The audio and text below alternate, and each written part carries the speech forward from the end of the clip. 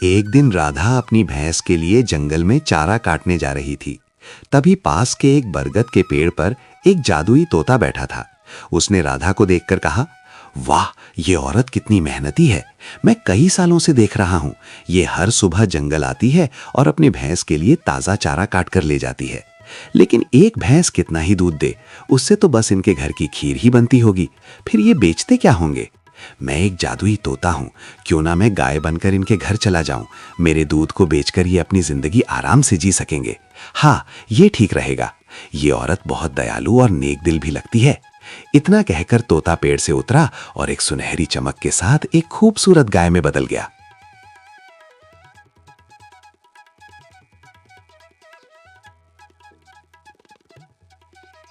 फिर वो राधा के पास गया और बोला, हे दयालु औरत, इस जंगल में मेरा कोई नहीं है। मैं अकेली हूं। क्या तुम मुझे अपने घर ले चलोगी? मैं तुम्हें बदले में ढेर सारा दूध दूंगी। राधा ने गाय की बात सुनकर आश्चर्य से कहा, ये क्या? मैं कोई सपना तो नहीं देख रही। ये गाय तो बोल रही है। पहले तुम बताओ, तुम बोल कैसे रही हो? मैंने तो आज तक कोई गाय इंसानी आवाज में बोलते नहीं देखी। दरअसल मैं एक जादुई गाय हूं, इसलिए मैं इंसानों की तरह बोल सकती हूं और उनकी बातें समझ सकती हूं। मैं कह रही थी, मुझे अपने घर ले चलो। तुम मुझे सुबह शाम हरा भरा चारा देना और मैं तुम्हें ढेर सारा दूध दूंगी। उस दूध को बेचकर तुम अपनी जिंदगी आराम से चला सकोगी। एक भैंस से तुम्हारा गुजारा तो हो नहीं रहा। राधा ये सुनकर बहुत खुश हुई और बोली, अरे जादुई गाय, तुम सच कह रही हो। अगर ऐसा हुआ तो हमारी सारी मुश्किलें खत्म हो जाएंगी। ठीक है, तुम मेरे साथ चलो। राधा गाय को लेकर घर की ओर चल पड़ी। थोड़ी देर बाद राधा गाय के साथ घर पहुंची तो उसके पति मोहन ने आश्चर्य से पूछा, अरे राधा, तुम तो भैंस के लिए चारा काटने गई थी, फिर ये गाय कहां से ले आई तुम?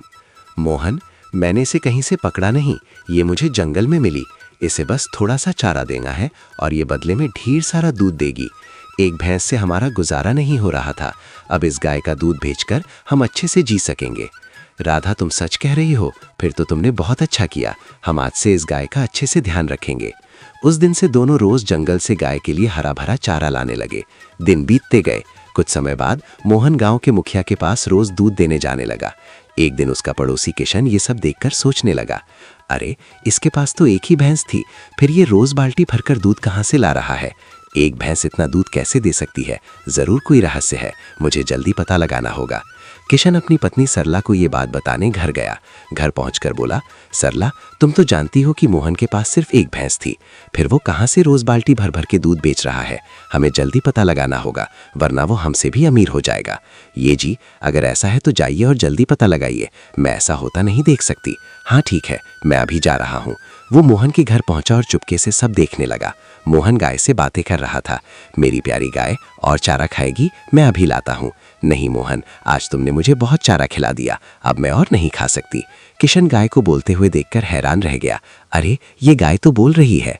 ये कैसे हो सकता है? गाय भी इंसानों की तरह बोलती है। मोहन, आज मैं तुम्हें ढेर सारा दूध दूंगी। जितना दूध चाहिए उतनी बाल्टियां रख दो। कल सुबह वो सारी बाल्टियां दूध से भरी होंगी। नहीं गायत्री, तुम पहले जितना दूध देती थी उतना ही दो। ज्यादा लालच अच्छा नहीं। हमारा गुजारा अच्छे से हो रहा है। वैसे तुम्हें मेरे घर अच्छा लग रहा है ना? तुम्हें चारा देने में तुम्हें परेशान नहीं हूँ। हाँ मोहन, मैं बहुत खुश हूँ। हमारे दूध से तुम्हें फायदा हो रहा है ना? हाँ गायत्री, तुम्हारे दूध से हमें 2 वक्त की रोटी मिल रही है। अच्छा, तो ये जादुई गाय है जो बाल्टी बाल्टी दूध देती है। मुझे जल्दी कुछ करना होगा। हाँ, कल जब मोहन गाय को जंगल ले जाएगा मैं उसे मार दूंगा। फिर देखता हूँ ये दूध कहाँ से लाता है। मोहन, एक जरूरी बात सुनो। अगर मुझे कुछ हो जाए या कोई मुझे मार दे तो तुम चिंता मत करना। जिस पेड़ के नीचे मैं राधा को मिली थी उसकी पत्तियां मेरे सिर पर रख देना, मैं फिर से जीवित हो जाऊंगी। गायत्री, ऐसी बातें क्यों करती हो? मेरा किसी से झगड़ा नहीं, कोई तुम्हें क्यों मारेगा। चलो मैं तुम्हें जंगल ले चलता हूँ। राधा, मैं गायत्री को जंगल ले जा रहा हूँ। अगर देर हो जाए तो चिंता मत करना।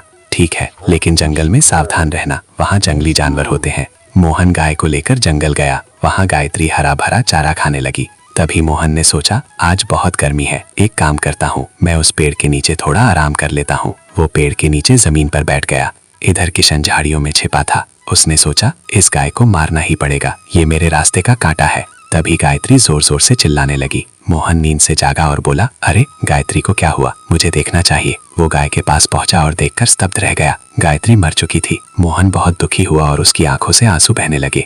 भगवान, ये कैसे हो गया? मेरी गायत्री कैसे मर गई? अब मैं राधा को क्या जवाब दूंगा। मोहन उदास होकर घर लौटा। तभी राधा ने पूछा, मोहन क्या हुआ, तुम इतने दुखी क्यों हो, और गायत्री कहाँ है। राधा, मैं तुम्हें कैसे बताऊं, गायत्री अब नहीं रही, वो मर गई। ये क्या कह रहे हो, वो तो जंगल में चारा खाने गई थी, बताओ क्या हुआ। मैं जंगल में पेड़ के नीचे सो रहा था, तभी अचानक गायत्री की चीख सुनाई दी। जब मैंने देखा तो वो मर चुकी थी। ये कैसे हो गया, वो गाय हमारी कमाई का एकमात्र सहारा थी, अब हम क्या करेंगे। राधा, चिंता मत करो, मुझे गायत्री का रहस्य पता है, मैं जंगल से पत्तियां लाता हूँ। ठीक है, लेकिन सावधानी से जाना। मोहन जंगल गया और उस पेड़ की पत्तियां तोड़कर गाय के पास पहुंचा।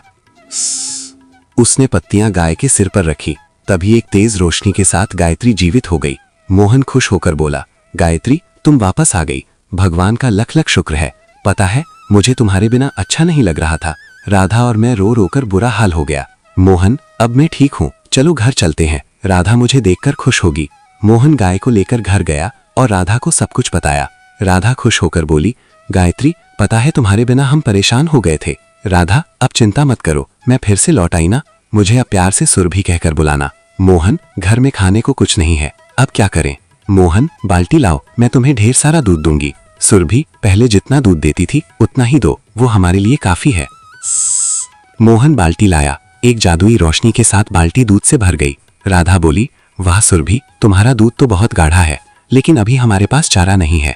कोई बात नहीं, हमारे पास अमरूद का पेड़ है, उसकी पत्तियां लाओ, वही खा लूंगी।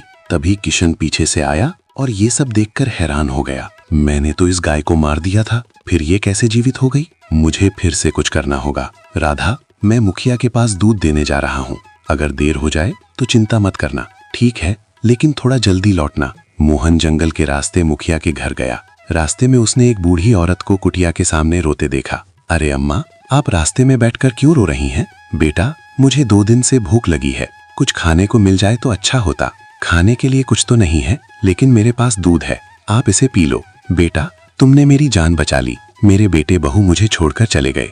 मोहन ने दूध का कुछ हिस्सा बूढ़ी माँ को दिया और बाकी लेकर मुखिया के पास गया। कुछ दिन बीत गए। मोहन अब गरीबों की मदद करने लगा। किशन को ये देखकर बहुत जलन होने लगी। ये मोहन तो दूध बेचकर अमीर बनते जा रहा है। मुझे उसकी गाय को फिर से मारनी होगी। गांव में सुरभि के जादुई होने की बात फैल गई। मुखिया को भी पता चला। वो मोहन के घर गया और बोला, मोहन, मैंने सुना है तुम्हारी गाय बहुत खास है, क्या मैं उसे एक बार देख सकता हूँ? हाँ हाँ मुखिया जी, क्यों नहीं, आइए दिखा देता हूँ। वो मुखिया जी को गौशाला ले गया। मोहन, मुझे यकीन नहीं आ रहा है, क्या ये गाय मेरे सामने दूध दे सकती है? हाँ क्यों नहीं, देखिए। उसने एक बाल्टी रखी और बोला, सुरभि, मुखिया जी को अपनी शक्ति दिखाओ। एक सुनहरी रोशनी के साथ बाल्टी दूध से भर गई। मुखिया लालच में आ गया और बोला, मोहन, ये गाय मुझे दे दो, मैं तुम्हें बहुत सारा धन दूंगा। नहीं मुखिया जी, ये गाय मैं नहीं बेच सकता। मुखिया ने गाय को छूने की कोशिश की, लेकिन उसके हाथ जलने लगे। मोहन, ये मुखिया गरीबों को लूटता है, आज मैं इसे सबक सिखाऊंगी। मुझे माफ कर दो, मैं ये गाय नहीं लूंगा। मुखिया जी, आपने गरीबों की जमीन छीनी है, उन्हें वापस कर दीजिए और माफी मांगिए। मुखिया को अपनी गलती का एहसास हुआ। उसने सबकी जमीन लौटाई और गरीबों की मदद शुरू की। मोहन, अब मेरा काम यहाँ पूरा हुआ, तुम अब खुशहाल हो, मैं किसी और गरीब की मदद करने जाऊंगी। सुरभि, तुमने हमारी जिंदगी बदल दी, ये एहसान जिंदगी भर नहीं भूलूंगी। सुरभि चली गई और मोहन और राधा खुशी खुशी रहने लगे।